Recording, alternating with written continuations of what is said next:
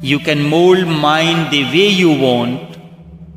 You can put water into any shape, and it will acquire the shape of the container that you put into it. Although water is fluid-like, yet still it has its limitations. Water flows beyond boundaries, yet still water has its limitations. When water is placed in a cup, we call a cup of water, a glass of water, a bucket of water. Water acquires the shape and the form of the container wherever it is put. So is the case with the mind. A child is born in a Hindu family. Take him to a Muslim family. Now you can condition the child. You can mold his frame of mind. This is because of the flow, because the boundaries are no more. A child born in a Hindu family can be brought up in a Muslim family. Now you can condition the child, but you cannot change the body. You can condition the mind of the child, but you cannot condition or change the body. The mind becomes Muslim. There is no way to change the body. That will remain connected to its origin. Just as we say the genes cannot change. The frame of mind, the understanding, everything can be changed. The child may not even remember that he was ever a Hindu. As far as the mind is concerned, it can become a Hindu or a Muslim or a Christian. Such is the freedom of the mind. But this cannot happen with the body. Mind is fluid-like. It goes on changing each moment. Today, you may like one person. Tomorrow, you may not like the same person.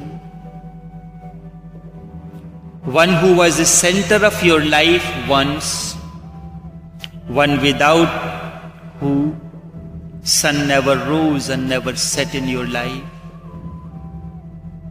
One who was the center of your life once, one without who sun never rose and sun never set in your life. Things have changed now. That person is no more significant for you. That person does not create any ripples in your being anymore. Such is the nature of the mind. And such is the understanding of those who remain within the four walls of the mind. Such is the understanding of those who remain within the four walls of the mind. Human mind is fluid-like. It goes on changing every moment. Today, you may like one person. Tomorrow, you may not like that person. One who was the center of your life once. Remember, one who was the center of your life once, one without who sun never rose and sun never set in your life. Things have changed now. That person is no more significant for you. That person does not create any ripples in your being anymore. Such is the nature of the mind, and such is the understanding of those who remain within the four walls of the mind. The fluidity of mind is unique. Human body demands lust.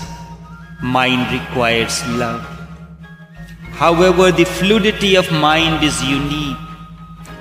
One moment it is fluid-like, flowing, and next moment the fluidity is no more. Body can be bought, but not the mind. Body is gross. Mind is somewhat conscious. Mind has the glimpse of awareness. However, it is just a glimpse. Mind seeks love. Mind seeks someone who is ready to sacrifice and surrender unconditionally. Mind wants to give itself to someone. When beyond boundaries, two minds meet, and that which flows in between the two is love.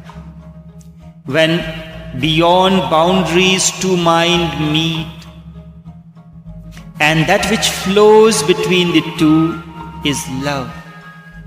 That which attracts below mind is lust. Yet still there is an existence beyond mind, something that you have not been aware of it. Beyond mind, beyond love, there is an existence more subtle, more profound. Beyond mind, there are no boundaries, only an infinite sky exists. The ice has melted now, water is evaporating, and as steam arises, it disappears beyond a certain level. When the water begins to evaporate, up to a certain level you can notice the steam, but beyond that it disappears in the unknown cosmos and becomes invisible. Soul is like steam.